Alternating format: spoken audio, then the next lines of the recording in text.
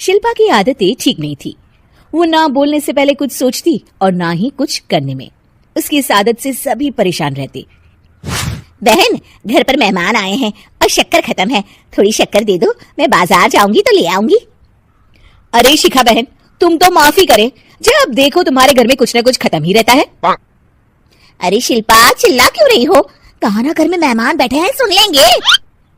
सुन लेंगे तो सुन ले, तुम लोगों की मांगने वाली आदत तो बंद होगी। अच्छा शिल्पा, ना दो शक्कर, लेकिन बात तो अच्छे से करो। एक कटोरी शक्कर के लिए तुमने मेरी बड़ी बेइज्जती कर दी। शिल्पा बड़बड़ाते अंदर चली जाती है तो शिखा भी घर चली जाती है। माँ, क्या हुआ? अरे कुछ नहीं बेटा, पता नहीं कहां कहां से ऐसे पड़ोसी आ जाते हैं, जब देखो तब कुछ ना कुछ मांगने के लिए घंटी बजाते हैं। अब घंटी बजे तो दरवाजा ना खुलना।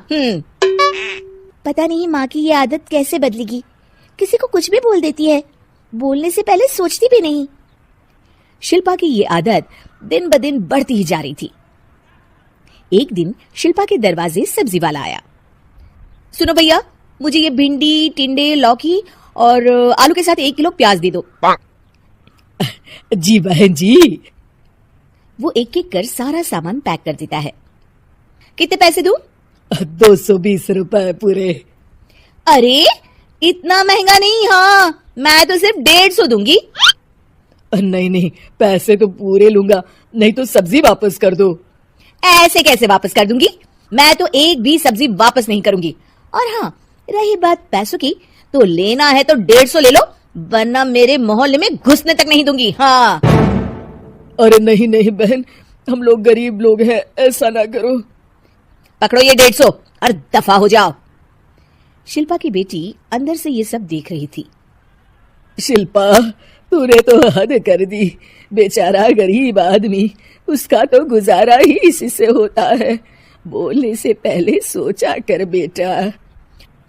माँ आप चुप रहो, घर चलाना बच्चों का खेल नहीं, और वैसे भी इतनी महंगी सब्जी थोड़ी ना होती है।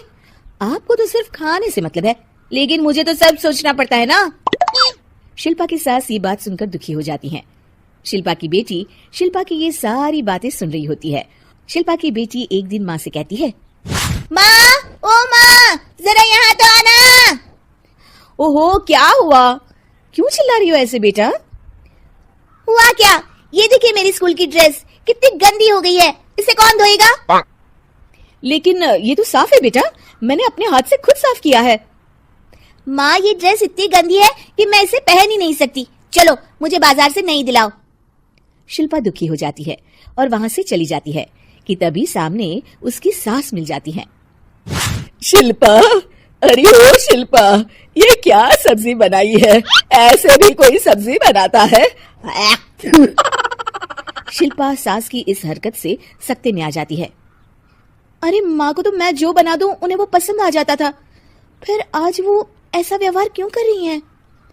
शिल्पा कुछ समझ पाती कि थोड़ी ही देर में उसका पति आ जाता है। अरे शिल्पा, ये क्या है? क्या हुआ आपको? ये मेरी अलमारी पूरी अस्त व्यस्त है, तुमसे कोई काम नहीं होता है, सारा दिन पता नहीं क्या करती रहती हो।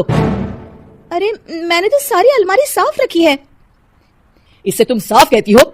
ये तो पूरा कूड़ादान लग रही है। शिल्पा परेशान हो जाती है और समझ नहीं पाती है कि उसके साथ क्या हो रहा है। शिल्पा अकेले कमरे में जाती है और जोर जोर से रोने लगती है।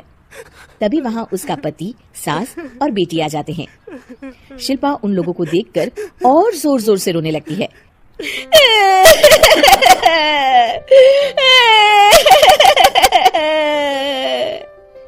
कि तभी उसकी सास उससे कहती है, क्या हुआ? यहाँ बैठकर रोती रहोगी या फिर खाने को भी कुछ बनाओगी? माँ, पहले आप बताएं, आप लोगों को क्या हुआ है जो मुझसे ऐसा व्यवहार कर रहे हैं? वही हुआ है जो तुम्हें रोज होता है। मैं समझी नहीं। माँ, आज घर वालों ने आपसे बुरा व्यवहार किया तो आपको कितना बुरा लगा ना? हाँ, मुझे बहुत बुरा लगा, मुझे अच्छा नहीं लगता कोई मुझसे इस तरह से बात करे। सही कहा शिल्पा, जो चीज तुम्हें खुद के लिए अच्छी नहीं लगती वो तुम्हें दूसरों के साथ भी तो नहीं करनी चाहिए। बेटा, हम तुम्हारे अपने हैं, फिर भी तुम्हें अपनों की बात का बुरा लगा, लेकिन सोचो जिन बाहर के लोगों से तुम ऐसा व्यवहार करती हो उन्हें कैसा लगता होगा।